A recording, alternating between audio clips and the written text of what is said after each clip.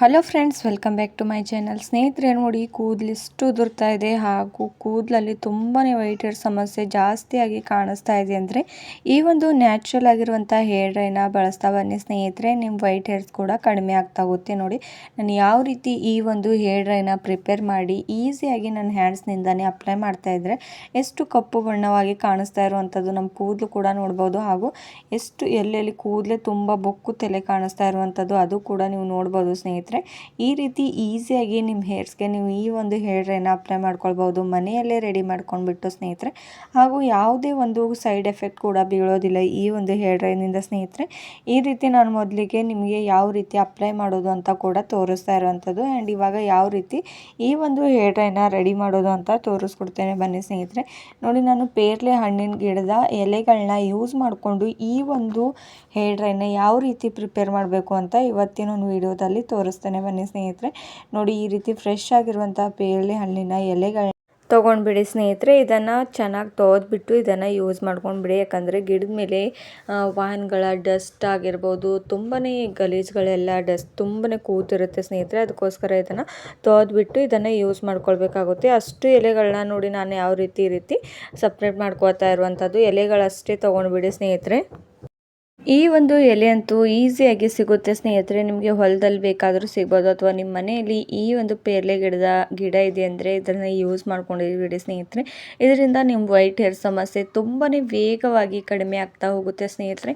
ಇದನ್ನು ನೀವು ಯಾವ ರೀತಿ ಅಪ್ಲೈ ಮಾಡ್ಕೋತಾ ಬರ್ತೀರೋ ಆ ರೀತಿ ನಿಮಗೆ ವೈಟ್ ಹೇರ್ ಸಮಸ್ಯೆನೇ ಪೂರ್ತಿಯಾಗಿ ಸಂಪೂರ್ಣವಾಗಿ ಸ್ನೇಹಿತರೆ ಕಡಿಮೆ ಮಾಡ್ಕೊಳ್ಬೋದು ಸ್ನೇಹಿತರೆ. ಎಷ್ಟೇ ವೈಟ್ ಹೇರ್ ಸಮಸ್ಯೆ ಇದ್ದರೂ ಕೂಡ ನೀವು ಮನೆಯಲ್ಲಿ ಚಿಕ್ಕವರಿಂದ ದೊಡ್ಡವರೆಗೂ ಕೂಡ ಇದನ್ನು ಯೂಸ್ ಮಾಡ್ಕೊಳ್ಬೋದು. ಇವಾಗಲಂತೂ ಯಂಗ್ ಏಜಲ್ಲೇ ತುಂಬಾ ವೈಟ್ ಹೇರ್ ಸಮಸ್ಯೆ ಕಾಣಿಸ್ತಾ ಇರೋದಂತೂ ಕಾಮನ್ ಆಗಿಬಿಟ್ಟಿದೆ ಸ್ನೇಹಿತರೆ. ಅದರಿಂದ ಕೂಡ ಚಿಕ್ಕ ಮಕ್ಕಳು ತುಂಬಾ ಮುಜುಗರ ಪಡ್ತಾರೆ. ಕಾಲೇಜ್ಗೆ ಹೋಗುವಾಗ ಅಥವಾ ಸ್ಕೂಲ್ಗೆ ಹೋಗುವಾಗ ಕೂಡ ತುಂಬಾ ವೈಟ್ ಹೇರ್ ಸಮಸ್ಯೆ ಇವಾಗ ಜಾಸ್ತಿ ಆಗ್ತಾ ಇರುವಂಥದ್ದು. ಯಾಕಂದರೆ ಮೆಲೋನಿನ್ ಅಂಶ ಕಡಿಮೆ ಆಗೋದ್ರಿಂದ ಹಾಗೂ ಆಯಿಲಿ ಫುಡ್ಗಳನ್ನ ಸೇವನೆ ಮಾಡೋದ್ರಿಂದ ಸ್ನೇಹಿತರೆ ಈ ಒಂದು ವೈಟ್ ಹೇರ್ ಸಮಸ್ಯೆ ಜಾಸ್ತಿ ಆಗ್ತಾ ಹೋಗುತ್ತೆ.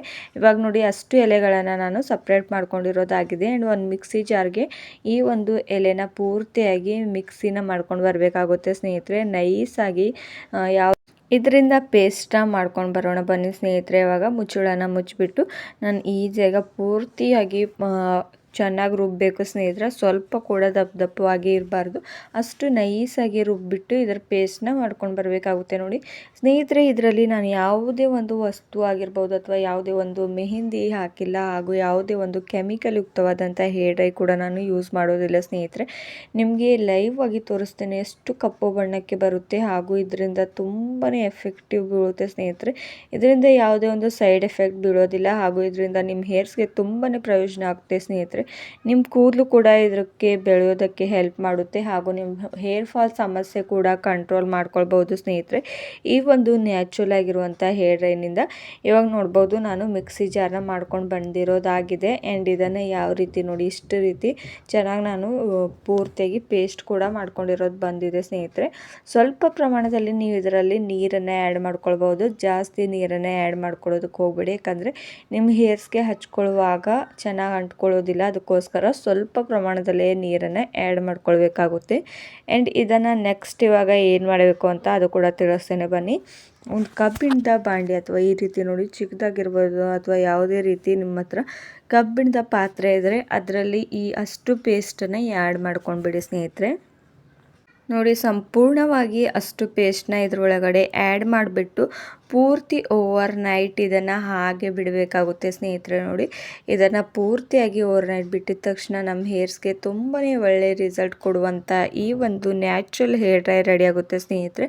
ಕಬ್ಬಿಣದಲ್ಲಿ ಯಾಕೆ ಈ ಒಂದು ಹೇರ್ ಡ್ರೈ ಪ್ರಿಪೇರ್ ಮಾಡಬೇಕಂದ್ರೆ ಕಬ್ಬಿಣದ ಅಂಶ ಬಿಡೋದ್ರಿಂದ ಈ ಒಂದು ಹೇರ್ ಡ್ರೈ ಸಂಪೂರ್ಣವಾಗಿ ಕಪ್ಪು ಬಣ್ಣಕ್ಕೆ ಕನ್ವರ್ಟ್ ಆಗುತ್ತೆ ಸ್ನೇಹಿತರೆ. ಹಾಗೂ ಕಬ್ಬಿಣದ ಅಂಶ ನಮ್ಮ ಹೇರ್ಸ್ಗೆ ತುಂಬಾ ಒಳ್ಳೆಯದು ಸ್ನೇಹಿತರೆ. ವೈಟ್ ಹೇರ್ ಸಮಸ್ಯೆ ಕಡಿಮೆ ಮಾಡ್ಕೊಳ್ಳೋದಕ್ಕೆ ಹಾಗೂ ನಮ್ಮ ಕೂದಲು ಕೂಡ ತುಂಬಾ ಚೆನ್ನಾಗಿ ತಿಕ್ಕಾಗಿ ಬೆಳೆಯೋದಕ್ಕೆ ಹೆಲ್ಪ್ ಮಾಡುತ್ತೆ. ಅದಕ್ಕೋಸ್ಕರ ನಾನು ಯಾವಾಗಲೂ ಕಬ್ಬಿಣದ ಪಾತ್ರೆಗಳಲ್ಲಿ ನಿಮಗೆ ಹೇರ್ ಡ್ರೈಗಳನ್ನ ಪ್ರಿಪೇರ್ ಮಾಡಿಬಿಟ್ಟು ತೋರಿಸ್ತೇನೆ ಸ್ನೇಹಿತರೆ. ನೋಡಿ, ಇದನ್ನು ಇವಾಗ ನಾನು ಮುಚ್ಚಿಬಿಟ್ಟು ಓವರ್ ನೈಟ್ ಇದನ್ನು ಹಾಗೆ ಬಿಟ್ಟಿರ್ತೇನೆ ಸ್ನೇಹಿತರೆ.